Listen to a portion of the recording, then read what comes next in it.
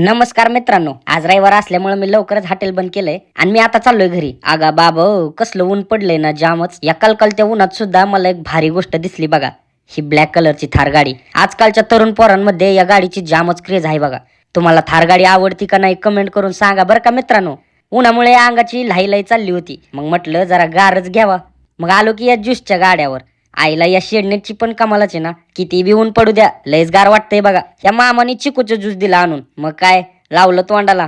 कसलं गार लागतंय ना बाबा. लयच मजा आली राव. आपल्या गाडीत थोडं पेट्रोल कमी होतं म्हणून पंपावरून थोडं पेट्रोल भरून घेतलं. लय नाही व फक्त 50 रुपयाचं. आता मी थिएटर रूमवर जाणार आहे बघा. पण एवढ्या कडकडत्या उन्हात सुद्धा या हॉटेलवाल्याला किती गिराईक चालू आहे ना.